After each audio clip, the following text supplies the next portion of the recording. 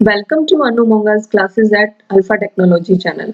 आज इस सेशन में हम HTML के फॉर्म टैग के बारे में पढ़ेंगे। जैसे कि आप जानते ही होंगे कि फॉर्म्स का काम क्या होता है कि किसी भी वेब लैंग्वेज में अगर हमें यूजर इनपुट लेना है, यानी कि यूजर कुछ डाटा दे और उसकी प्रोसेसिंग हो, उसके लिए फॉर्म्स का यूज किया जाता है। इन फॉर्म्स की डिजाइनिंग HTML के थ्रू करते हैं और उसके लिए जो टैग मेनली यूज होता है वो होता है form tag. Form tag HTML में फॉर्म्स क्रिएट करता है। इस फॉर्म के 3 एट्रीब्यूट्स हम यूज करते हैं, name, action and method. Form name के अंदर हम उस फॉर्म का कोई भी नेम अपने अकॉर्डिंग असाइन कर सकते हैं। एक्शन में हम उस फाइल का नेम देते हैं, उस फाइल का URL देते हैं जिसको उस पर्टिकुलर यूजर इनपुट को आगे प्रोसेस करना है। मेथड में हम गेट या पोस्ट मेथड में से एक वैल्यू यहाँ पर पुट कर सकते हैं। फॉर्म टैग्स के अंदर हम और एलिमेंट्स या टैग्स भी यूज करते हैं।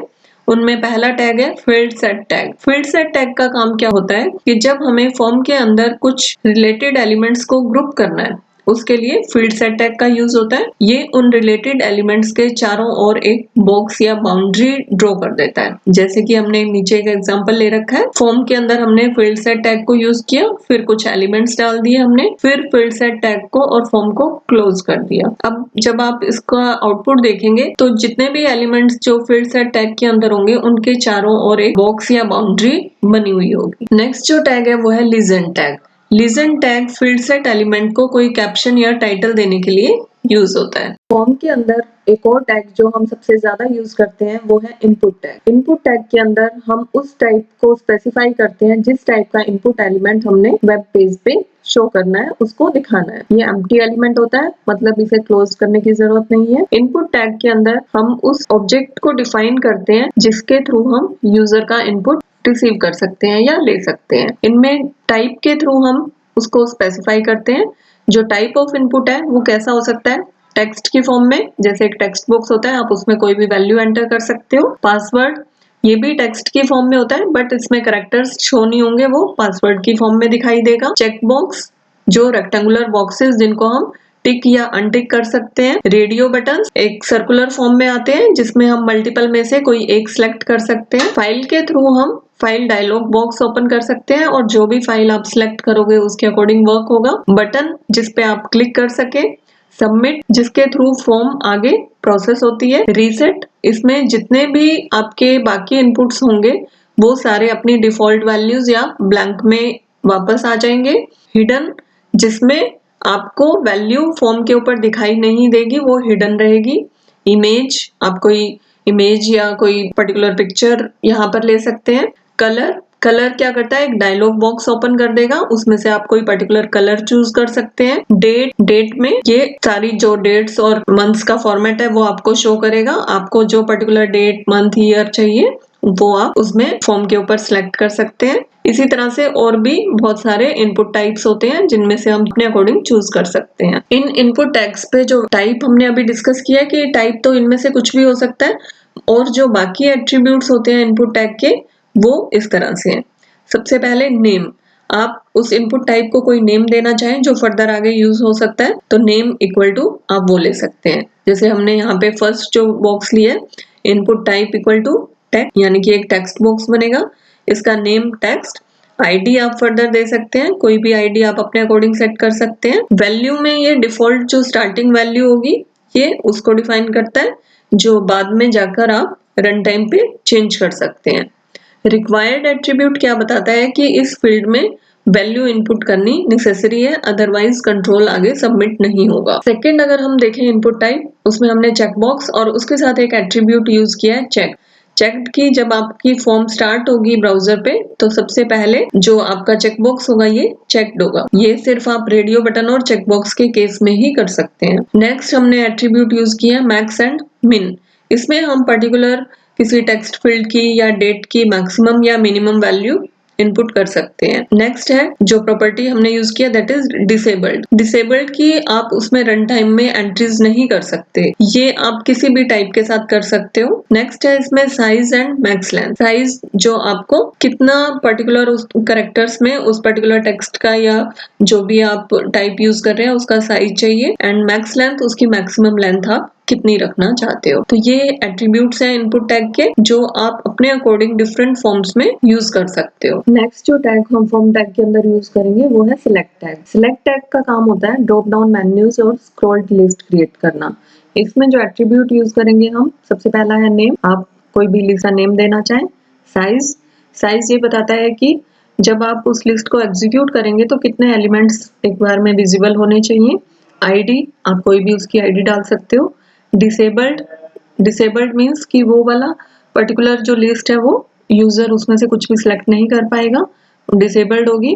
मल्टीपल, मल्टीपल ये अलाउ करता है कि आप एक से ज्यादा एलिमेंट्स को उस लिस्ट में से सिलेक्ट कर सकते हैं।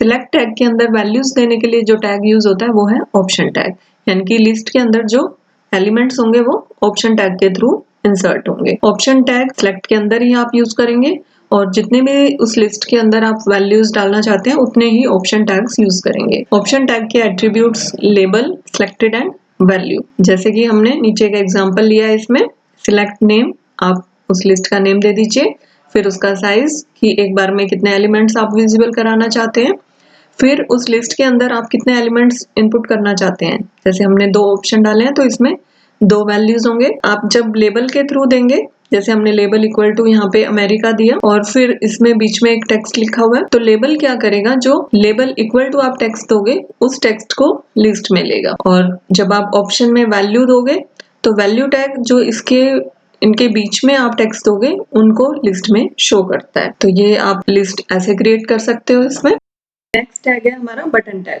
बटन टैग जब आपने कोई क्लिकेबल बटन क्रिएट करना है उसके लिए यूज होता है। बटन के ऊपर आप कोई टेक्स्ट, कोई इमेज, कुछ भी प्लेस कर सकते हैं इन दोनों में से, और आप उस टेक्स्ट को फॉर्मेट करना चाहें बोल्ड में, इटैलिक में, अंडरलाइन या कुछ और, हम हमारी चॉइस के अकॉर्डिंग उसको फॉर्मेट कर सकते हैं। लेकिन जब आप input type equal to button लेके वर्क करेंगे तब ये सब कुछ पॉसिबल नहीं होता, आप फॉर्मेटिंग नहीं कर सकते। इसके लिए आपको बटन टैग का यूज करना होगा। बटन, फिर टाइप इक्वल टू बटन, फिर जो भी टेक्स्ट आप बटन के ऊपर प्लेस करना चाहते हैं वो टेक्स्ट इसके स्टार्टिंग और एंडिंग टैग के बीच में आएगा। जो हम टाइप ऑप्शन ले रहे हैं, टाइप एट्रीब्यूट ले रहे हैं, इसमें इसकी वैल्यूज आप बटन, रीसेट या सबमिट इनमें से कोई भी रख सकते हैं। बटन एक सिंपल क्लिकेबल बटन होगा। रीसेट जो सारी फॉर्म की वैल्यूज को डिफॉल्ट में ले आता है, और सबमिट जब आपको फॉर्म नेक्स्ट पेज पे सबमिट करनी हो उसके लिए यूज होता है। नेक्स्ट टैग है लेबल टैग।